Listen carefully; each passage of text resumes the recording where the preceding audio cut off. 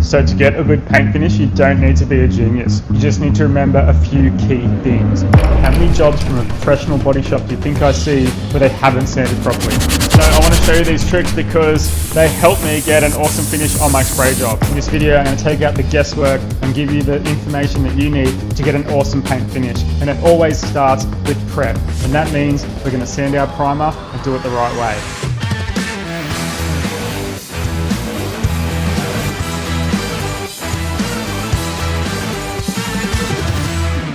Hey guys, my name's Dave, this is Custom Spray Mods, and in this video I'm going to give you 5 tips and tricks that's going to help you sand your primer. So I want to show you these tricks because they help me get an awesome finish on my spray jobs. They're pretty much ensured that when I paint my base coat and my clear coat, that the paint job always looks really good and the repair always looks really good. So stick around for the 5 tips, and the last one is going to be really good. So yeah, check it out. Okay, so the first tip is to make sure you use a guide coat when you're sanding your primer. Now, a guide coat is basically any contrasting color you're putting on your primer. So if you've got a prime surface, you can spray it with some black paint, or you can apply some guide coat powder, which is a special kind of a product that it's like a powder, you apply it onto your primer.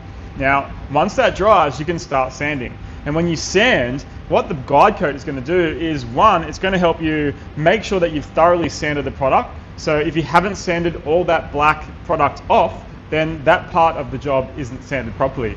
And another thing that guide coat can do is it can identify any low spots or high spots. So if you've sanded a panel and you've sanded it with a block, well then, because the block's flat, it hasn't reached any of the low spots and the black product will still be there, whether it's the black paint or the black powder.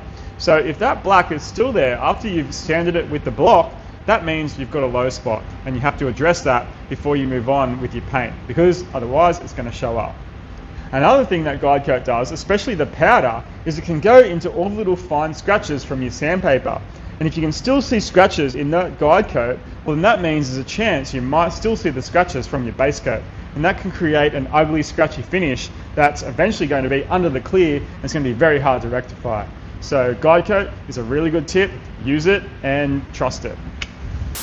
Okay, tip number 2 is to always use a hard block when you're sanding your primer. It doesn't have to be super hard, but nice and firm. Now, the reason why we use a hard block is because we need to level that primer. Sometimes, if we're using a high build primer, we're using it to fill any low spots from a dent or a body filler repair. Sometimes we've sanded a scratch out using the high build primer to help fill that low spot.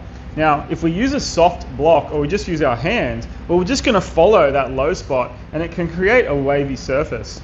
But if we use a block, then we're going to we're going to slice that primer and level it out so that when we spray our base coat and our clear coat, we're spraying on a level surface. And even if the panel is curved, you can still use a flat block, because when you think about it, a curved surface is just an infinite amount of straight lines. So we're following those straight lines with the flat block, and that's going to create that curved sanding motion, and it will sand that product nice and flat.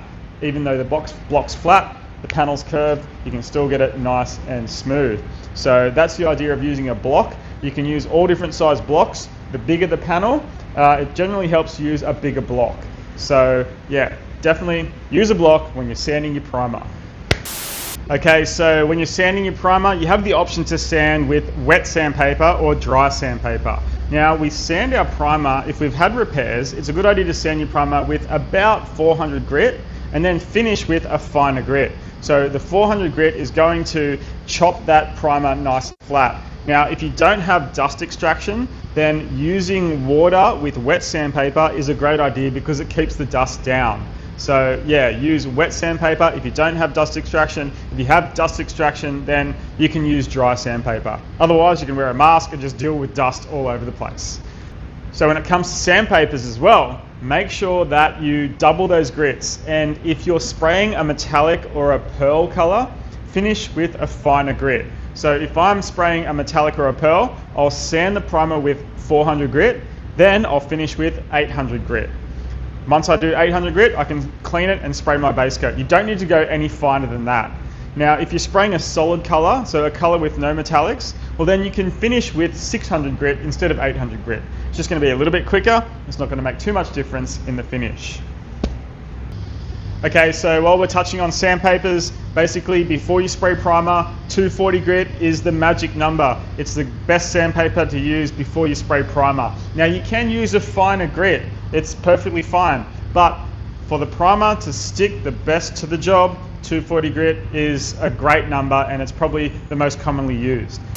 Okay, so another easy way to sand your primer is with a machine. Using an air sander or an electric sander can make the job really quick. Now, you can do your first sand with a block. So if you've done repairs, I really recommend using a block to sand it first. Once you've sanded it with the block, then you can use a air sander or an electric sander. And when you're using a sander, I really recommend putting an interface pad on the backing. Interface pad is a soft pad that goes on the backing, and then your sandpaper goes onto the interface pad.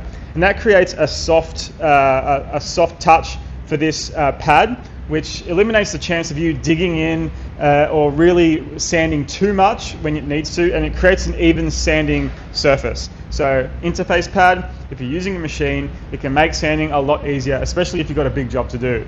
But as long as you do the first sand by block, finish with the machine. So the final tip on this subject about primer and preparing for primer, getting it ready for paint, is to not sand at all. You don't have to sand primer all the time. If you have a very hard to sand thing like wheels or brake calipers or an engine bay, there is a way to spray your primer that you don't have to sand it. So this is mainly if you don't have repairs. If you have repairs, generally you have to sand it. But if you don't have repairs, you can spray what's called a primer, and you can spray it wet on wet, which means you just mix your primer normally, but instead of adding the recommended amount of thinners, you add a lot extra thinners. So instead of 10% thinners, you'll add 30% thinners. Now when you spray the primer with just 10% thinners, it's quite thick and bumpy and rough. But when you add more thinners, it goes on nice and smooth. Now that you've got this smooth primer on the job, well then you can spray base coat straight on top. But you really should do it within an hour, because that base coat is still, that primer is still drying. When you spray the base coat on, it's going to have a chemical bond. That means it's going to stick really well to the primer. If you let that primer dry, then you should sand it. So if you let it dry overnight, you should give it a light sand and then spray it. But if you do it within an hour, you can spray what's called wet on wet. So the primer's still wet, you spray the wet base coat, and it's going to bond and give you a nice primed, awesome surface. Now the reason we do this for small parts and not big, large areas of the car, like the bonnet or the roof, is because sometimes that primer can absorb a bit of the gloss from the clear coat. So it doesn't give you the best finish when you do this, but on things like wheels, engine bay, underbody or brakes, doesn't matter as much, and the finish is still going to be really good enough that you won't notice it, and save you heaps of time. And I want to save you time, so that's what this is about. Okay, so I hope this video helps you when you're spraying primer and sanding it next time you do a job. So to get your paint job looking awesome, follow these steps and you're not going to have a problem.